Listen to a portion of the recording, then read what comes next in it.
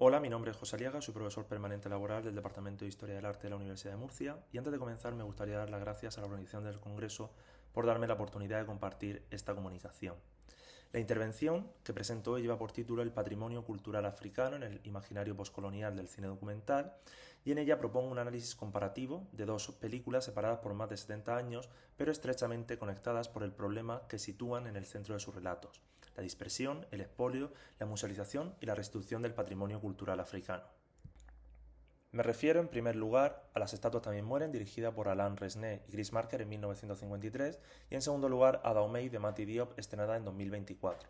Si la película de Resnais y Marker formula una crítica temprana y contundente a la descontextualización museística y a la mercantilización del objeto africano en Europa, Dahomey se sitúa ya en el horizonte actual de la restitución, donde el retorno de las obras de arte aparece como un gesto de reparación, aunque también como un proceso atravesado por tensiones, debates y conflictos de la memoria y la identidad. El objetivo principal de esta intervención es, por tanto, explorar cómo ambas películas articulan discursos sobre el patrimonio africano y cómo participan en la construcción de un imaginario poscolonial en torno al museo, el expolio, el desplazamiento de los objetos y su posible retorno. De forma más concreta, me interesa observar qué continuidad puede trazarse entre la denuncia anticolonial formulada en 1953 y los debates actuales sobre la restitución patrimonial, así como analizar qué transformaciones se producen en el estatuto simbólico de los objetos cuando pasan de ser exhibidos como piezas arrancadas de su contexto a convertirse en agentes de memoria y de disputa política. Desde el punto de vista metodológico me sirvo de los estudios visuales para analizar ambas películas en relación con las circunstancias socioeconómicas, políticas y culturales en las que fueron concebidas y recibidas. Al mismo tiempo, tomo como referencia algunos presupuestos teóricos formulados por Michel en qué quieren las imágenes, especialmente aquellos que permiten interrogar la agencia simbólica de los objetos y su inscripción en regímenes de visibilidad y de poder. Este marco me resulta especialmente productivo para abordar dos obras que no solo representan objetos patrimoniales, sino que reflexionan de manera consciente sobre las condiciones históricas que determinan su circulación, su lectura y su valor. Antes de entrar en el análisis de las películas, me gustaría situar brevemente el contexto en el que surge Las estatuas también mueren, porque creo que solo así puede apreciarse con claridad la radicalidad de esta propuesta. Los años siguientes a la Segunda Guerra Mundial constituyen un momento de especial vitalidad para el cortometraje y para el documental en el ámbito francófono. En Francia y también en Bélgica se desarrolla entonces una producción muy abundante de filmes cortos, entre los que ocupa un lugar importante tanto el documental colonial como el cine etnográfico y el conocido como documental de arte. Este último vive en esos años una fase de consolidación decisiva, hasta el punto de que puede hablarse de la posguerra como una etapa particularmente favorable para la institucionalización de este género cinematográfico. Este punto es importante porque el arte africano entra en la cultura visual europea bajo unas condiciones profundamente desiguales con respecto al arte europeo, al arte occidental. Por ejemplo, los catálogos e instituciones que en aquellos años contribuyen a definir qué debe entenderse por documental de arte privilegian de manera abrumadora formas artísticas ajustadas a la tradición occidental, como la pintura, la escultura, la arquitectura o las artes decorativas. Las artes africanas quedan así relegadas o bien son incorporadas únicamente cuando pueden ser traducidas al lenguaje del Museo Europeo. Se produce de este modo una operación de enorme alcance simbólico porque el objeto africano se vuelve legible para Occidente en la medida en que es arrancado de su contexto ritual, social o político y es reinscrito en un espacio museístico europeo. Por otro lado, muchas de estas películas se sitúan en una zona ambigua entre el documental colonial, la mirada etnográfica y el documental de arte. Es precisamente en este marco donde aparece Las estatuas también muere, una película que desborda la fórmula convencional del documental de arte. Frente a una tradición que tendía a estetizar el objeto africano o a presentarlo como una curiosidad etnográfica, Resnais y Marker convierten esas piezas en el centro de una crítica abierta al colonialismo. La película no se limita a mostrar obras africanas, sino que interroga qué ocurre cuando esas obras son desplazadas a Europa, clasificadas por el Museo Etnológico y absorbidas por el mercado. El proyecto fue encargado en 1950 por la revista Presencia Africana, una publicación que pronto se convertiría en una referente del pensamiento africano y anticolonial en lengua francesa, a Chris Marker. Chris Marker había colaborado ya en ese entorno intelectual y es quien decide también embarcar en este proyecto a Alain Resnais.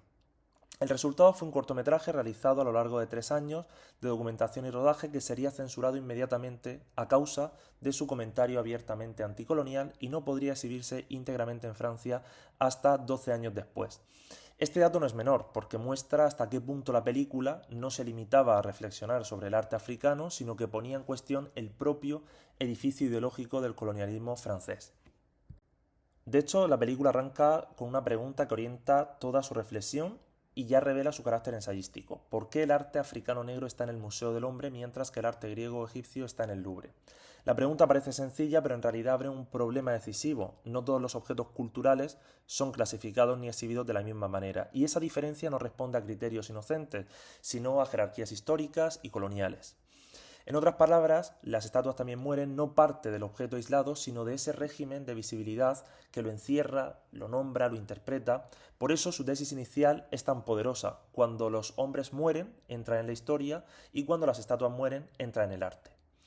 Lo que denuncia la película es que la entrada del objeto africano en el Museo Occidental, lejos de constituir una consagración neutral, supone una forma de muerte simbólica.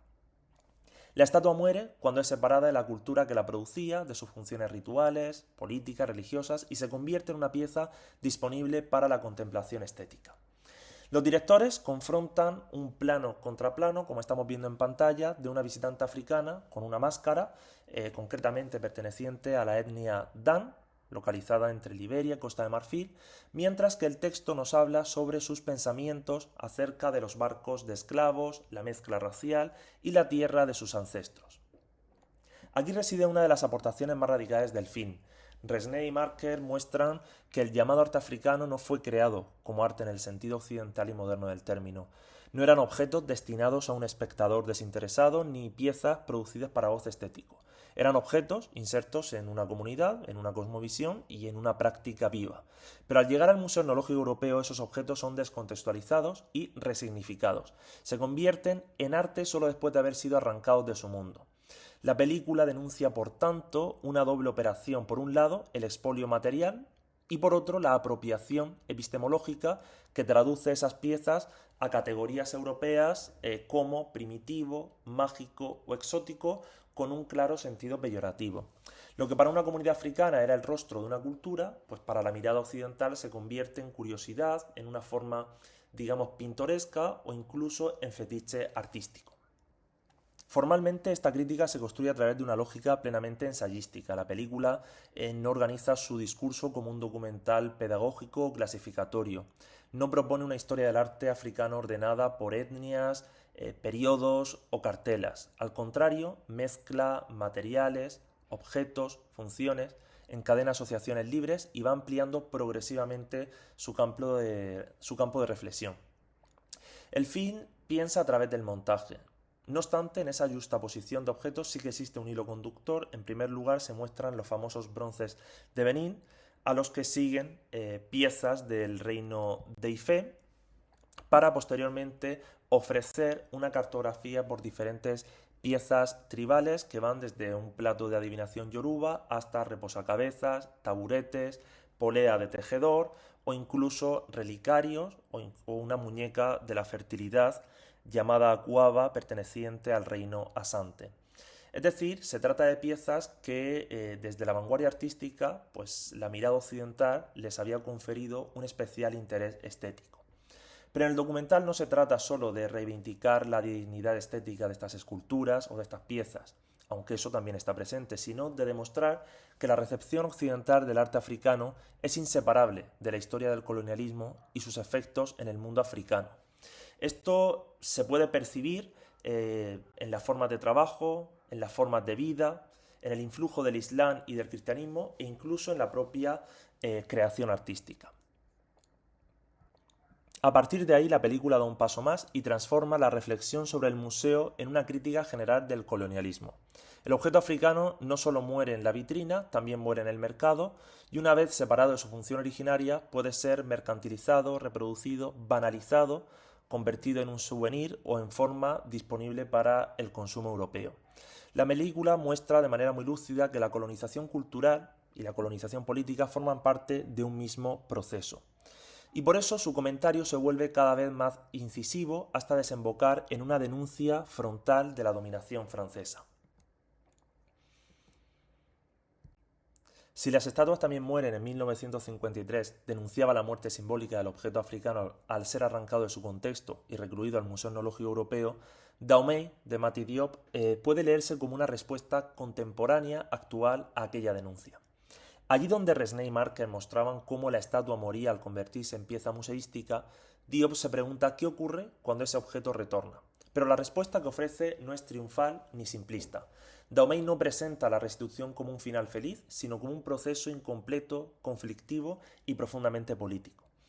De algún modo la película responde a la pregunta planteada en 1953, pero lo hace mostrando que el regreso material del objeto no borra por sí solo la violencia histórica del expolio ni sus efectos sobre la memoria, la identidad y los imaginarios poscoloniales. Para situar el fin, conviene recordar que la cuestión de la restitución no nace hoy, aunque sí ha cobrado una nueva centralidad en los últimos años, pero en el caso francés el punto de inflexión más visible fue el discurso pronunciado por Macron en la Universidad de Ouagadougou el 28 de noviembre de 2017, donde afirmó que no podía aceptar que parte del patrimonio cultural de varios países africanos permaneciera en Francia, y añadió que quería, en un plazo de 5 años, que existieran las condiciones favorables para esa devolución del patrimonio africano a sus países legítimos. Posteriormente, Macron decidió la restitución de 26 obras reclamadas por la actual República de Benín, que habían sido saqueadas en el Palacio de Beanzi en 1892, y la base jurídica llegó con la ley francesa del 24 de diciembre de 2020 y la devolución oficial de esos 26 objetos que tuvo lugar el 9 de noviembre de 2021. Ese es el marco histórico del que parte Dahomey. La directora es Mati Diop, cineasta franco-senegalesa, nacida en París en 1962, cuya obra se mueve entre Francia y Senegal y entre la ficción, el documental y esas formas híbridas. Ese dato no es accesorio porque su posición afrodescendiente y transnacional atraviesa de lleno la película. Dahomey no habla desde su supuesta neutralidad del Museo Europeo, sino desde una sensibilidad marcada por la memoria colonial, por la diáspora y por la necesidad de devolver el relato a quienes fueron desposeídos. Además, la película obtuvo el Oso de Oro en la Berlinale en 2024, lo que reforzó su visibilidad en el panorama internacional y la situó en el centro del debate contemporáneo sobre la restitución patrimonial. En cuanto a su contenido, Dahomey narra el regreso a Benín de 26 tesoros reales del antiguo reino de Dahomey, que fueron saqueados por las tropas francesas en 1892 y que habían estado conservados durante más de un siglo en el Museo du Quai Branly. Entre ellos hay estatuas reales, tronos, puertas talladas del Palacio de Abomey, altares portátiles, conocidos como asen, y otros objetos vinculados al poder, a la memoria dinástica y a esa vida ritual del reino. Esto es importante porque la película insiste de forma explícita e implícita en que no se trata de simples obras de arte, en el sentido occidental del término, sino de objetos que formaban parte de ese entramado político, espiritual y ceremonial del antiguo reino de Dahomey. La estructura de la cinta es clara y se divide en dos bloques. En una primera parte del documental, la película sigue el viaje de las piezas desde su desmontaje en París, su embalaje, su transporte y su nueva exhibición a Benín, y aquí podríamos decir que predomina esa modalidad de observación siguiendo la nomenclatura utilizada por Bill Nichols. Es decir, la cámara registra esos procesos, gestos institucionales, desplazamientos materiales y espacios museísticos con una relativa distancia. Pero Diop no se queda en ese registro observacional puro. Lo perturba desde dentro mediante un gesto decisivo. Una de las esculturas, la número 26, es la que recibe voz. Y esa voz convierte al objeto en sujeto de enunciación. La estatua ya no es solamente mostrada, es decir, habla, recuerda, siente y observa. Lo que en las estatuas también mueren aparecía como una intuición crítica, la muerte del objeto en el museo, aquí se invierte parcialmente. El cine, mediante la voz, y el montaje reanima aquello que la musealización había inmovilizado. Esa voz tiene una función central. Por un lado, introduce una dimensión casi espectral o ancestral, muy característica del cine de Diop. No estamos ante un documental puramente informativo o expositivo, sino ante un documental híbrido que hace uso de recursos del documental de observación y del documental expositivo, que abre espacio a lo invisible, a lo sagrado, a esa memoria encarnada en los objetos. La película libera simbólicamente la voz de esas 26 piezas que habían permanecido encerradas en el relato colonial del museo, pero por otro lado, esa estrategia cuestiona la ontología del objeto. Lo que vuelve no es solamente una mercancía patrimonial, ni siquiera solo una obra de arte, sino una presencia cargada de tiempo, de violencia, de memoria. La segunda parte del film está dominada por el debate universitario en la Universidad de Abomey Calabi, y aquí se muestra, a mi juicio, el corazón político de la película. La propia Diop ha insistido en que ese debate no es un añadido, sino el verdadero propósito de este film. El viaje de los objetos conduce a la palabra de esos jóvenes benineses y esa palabra no aparece como un discurso compacto o unánime. Al contrario, la película constituye una polifonía de voces, a veces contradictorias, que discuten qué significa realmente la restitución. Algunos subrayan su dimensión simbólica, otros denuncian su insuficiencia, otros insisten en la continuidad de las relaciones de poder. Esa heterogeneidad es la clave, porque evita convertir a África en una única voz. La restitución aparece así no como un consenso, sino como un campo de disputa. Para concluir, Dahomey da un paso más allá de la crítica formulada por Resnais y Marker. Las estatuas también mueren denunciaban con enorme lucidez la descontextualización, la mercantilización, la incursión de esas piezas en los museos, pero Dahomey parte de esa denuncia ya formulada y la desplaza a la pregunta de no tanto qué le ha hecho Europa al objeto africano, sino qué puede significar hoy su retorno para una sociedad poscolonial. Por eso la película insiste tanto en la palabra, en el debate, en la memoria y en la juventud, en las nuevas generaciones. La verdadera restitución, sugiere Diop, no se juega únicamente en el traslado del objeto, sino en la reapropiación del relato. En definitiva, Dahomey es una respuesta actual a Las estatuas también muere porque toma como punto de partida aquello que el film de 1953 había denunciado y lo reescribe desde el presente del retorno. Si Resnais y Marker mostraban la estatua encerrada y condenada a una especie de muerte museística, Diop imagina la posibilidad de que vuelva a hablar, pero esa voz no viene a clausurar el conflicto, sino a devolverlo al espacio de la historia, de la discusión pública y de la memoria poscolonial. Muchas gracias.